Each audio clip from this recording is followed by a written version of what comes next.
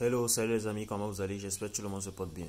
Aujourd'hui, je voulais vous faire un exercice portant sur les calculs des limites. Donc, suite à ça, regardez la vidéo jusqu'à la fin et n'oubliez pas de vous abonner et de liker la vidéo. Surtout, partagez la vidéo avec vos amis.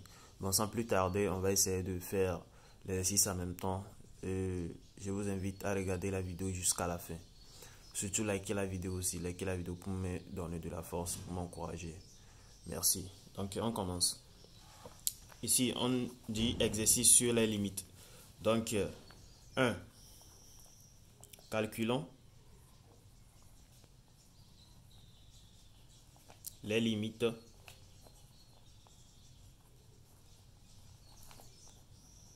des fonctions suivantes. Les fonctions suivantes. Point. Ici, on a quoi? On demande de calculer les limites de toutes les fonctions suivantes en plus l'infini. Donc, pour cela, on va calculer la limite de notre fonction en plus l'infini. Et ici, notre fonction, c'est quoi? C'est limite quand il tend vers plus l'infini de sinus n sur n. C'est la limite qu'on nous demande de calculer ça.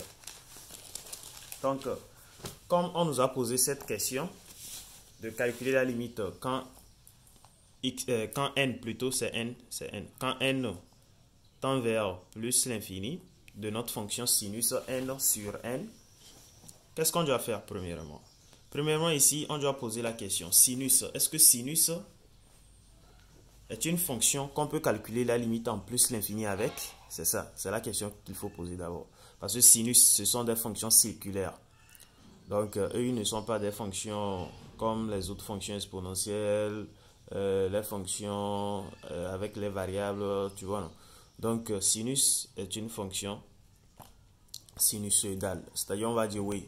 Pour généraliser ça, on peut dire que ce sont des fonctions, comment dire, des fonctions bon, sinusoïdales ou bien bon, des fonctions circulaires. Tu vois, ce sont des fonctions circulaires. Bon, chacun est libre de voir comment il peut l'appeler au fil. Donc, ici, on a sinus n sur n. Donc, premièrement, on sait que quoi? On sait que quand on remplace plus l'infini, là où il y a les n, au numérateur, on va trouver quoi? On va trouver plus l'infini. Au dénominateur aussi, on trouve plus l'infini. Donc, c'est comme si plus l'infini sur plus l'infini, ça donne une forme indéterminée. Donc, ça fait fi. Donc, comme ça donne une forme indéterminée, on peut élever l'indétermination. On sait que quoi? On sait que sinus n est comprise entre quoi? Sinus n est comprise entre moins 1 et 1. Comme sinus est comprise entre moins 1 et 1, donc on peut faire un petit encadrement. C'est-à-dire on peut faire l'encadrement de sinus n sur n. Donc on fait l'encadrement en même temps. Donc ça fait quoi? Ça fait moins 1 sur n inférieur ou égal à sinus n sur n inférieur à 1 sur n. Donc maintenant, comme on vient de faire comme cela, qu'est-ce qu'il faut faire? On doit essayer de calculer la limite aux bornes, c'est-à-dire la limite de tout ce qui est aux bornes, tout ce qui est encadré par sinus n sur n. Donc on va essayer de calculer la limite quand n tend vers plus l'infini de moins 1 sur n et quand n tend vers plus l'infini de 1 sur n aussi.